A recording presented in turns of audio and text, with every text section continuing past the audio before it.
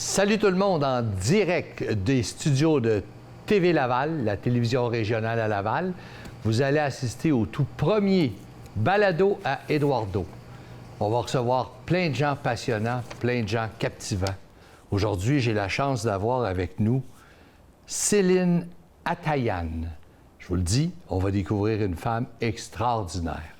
Les balados à Eduardo, ça vaut la peine d'être écouté. Ça rime en plus. Salut!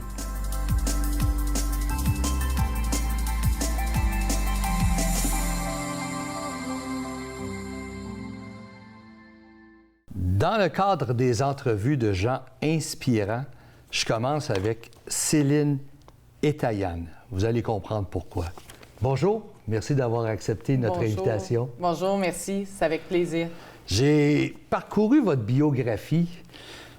Aïe aïe! Stratège et gestionnaire chez Ubisoft depuis depuis 2018. Oui. Parlez-nous un peu. Oui, super bel job, un poste incroyable chez Ubisoft. Donc, Ubisoft, une multinationale en jeux vidéo, présente partout autour du monde. Dans mon poste de stratège responsable des affaires corporatives internationales, c'était de gérer la stratégie globale du groupe Ubisoft. Donc, de recommander l'ouverture de studios, gérer la croissance de studios existants, la relocalisation, voir comment on pouvait croître, travailler des partenariats, des stratégies institutionnelles. Il y avait un côté diplomatique aussi dans tout ça, de la négociation. Donc, c'est vraiment une job fascinante, un poste fascinant. Et chez Ubisoft, et international. Absolument. Et puis chez Ubisoft, on sait aussi que le facteur humain est important. La manière dont les employés étaient traités, c'est quelque chose avec ce que vous aviez à travailler aussi. Oui, bien, tout tourne autour du talent. C'est sûr qu'il y a nos franchises qui sont énormes chez Ubisoft, les franchises d'Ubisoft. Mais au-delà de ça, c'est sûr que le talent, donc la main-d'œuvre, donc les humains sont au cœur d'Ubisoft. Puis pour le PDG Monde, le cofondateur, M. Guillemot, bien, c'est sûr que tout part de l'humain, tout part du talent, des talents que sont Ubisoft et que forme Ubisoft. Oui. En regardant votre biographie, je me dis, vous êtes allé à l'école toute votre vie. Et en plus, on voit... Non, parce que sacristie, c'est vraiment... détient une double formation universitaire. Oui. Donc, moi, j'ai étudié au HEC en administration des affaires, management économie. Puis, j'ai étudié également en droit, droit corporatif. Et le fil conducteur de mon parcours, c'est vraiment le développement économique. Donc, que ce soit à la Ville de Montréal où je travaillais au sein du développement économique, dans les fonds locaux d'investissement, à financer des PME du Grand Montréal, également ensuite à la Banque nationale, dans le financement de PME également, Montréal International, qui est l'agence de la métropole du Québec pour l'attraction d'investissements étrangers. Ici, pour enrichir le Québec, pour attirer des filiales étrangères. Ubisoft en est un exemple. Il y en a plusieurs autres et on en a plusieurs ici à la ville de Laval, dans la grande région de Laval. Ça a toujours été le fil conducteur, donc de développer l'économie, d'enrichir le Québec, de faire en sorte que ce développement économique-là ait des retombées socio-économiques pour la communauté, pour des quartiers, pour la société, pour le Québec. Oui.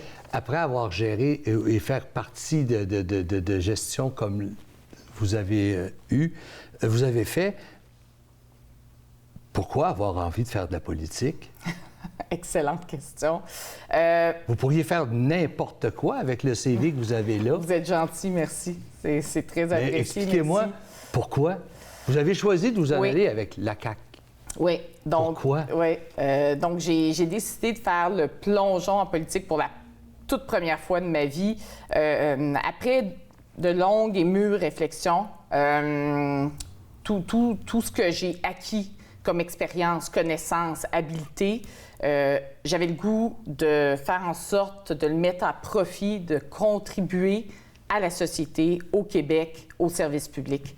Donc, c'est la raison principale. Puis l'an dernier, j'ai combattu un cancer du sein Et après réflexion bien mûrie, bien, j'ai décidé de me lancer. Vous savez, j'ai vraiment envie d'être votre ami. Quand on regarde tout ça, j'ai su que vous vous présentez aussi à Laval-des-Rapides. Exactement. On est là. On est à Laval-des-Rapides. Sincèrement, la politique, c'est compliqué. Pour la plupart des gens, on trouve ça compliqué. Qu'est-ce que vous allez faire de différent pour nous à Laval-des-Rapides? J'espère faire beaucoup de choses. Donc, les priorités, ce qui revient dans les belles rencontres que je fais en porte-à-porte, avec des commerces, avec des gens d'affaires, avec des aînés, des jeunes, des étudiants, etc. Dans le top des priorités, il y a l'inflation. Ça touche tout le monde, toutes les générations, tous les milieux, tout le monde. Donc, c'est vraiment une inquiétude. Puis, on est tous pris avec le bouclier anti-inflation du gouvernement Legault. Mais le but, c'est de remettre de l'argent dans les poches des gens, de les aider à compenser cette surinflation-là, de les aider avec tout ce qui est, panier d'épicerie, loyer, le plein d'essence, tous les achats de base, faire en sorte que leur pouvoir de dépenser soit moins affecté avec cette surinflation-là, entre autres. Ensuite, il y a la santé, qui reste toujours une grande priorité, encore une fois, pour tout le monde, pour toutes les générations.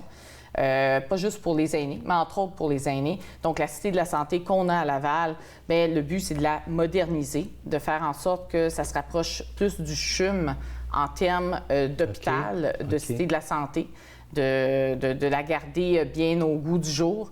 Donc, c'est important pour tout le monde. Les soins de santé, c'est démocratique et ça touche tout le monde. Je vous dirais que je suis immigrant. Je suis arrivé à l'âge de 4 ans à Laval. J'ai jamais quitté Laval. J'ai vu tous les changements que notre belle ville de Laval a eus. Et je fais partie de ceux qui croient vraiment qu'on a encore énormément de place à faire du bien. Je voyais aussi le bénévolat. Vous savez qu'à Laval, nous, ici, précisément, à la télévision, si on n'a pas de bénévoles, on n'y arrivera jamais.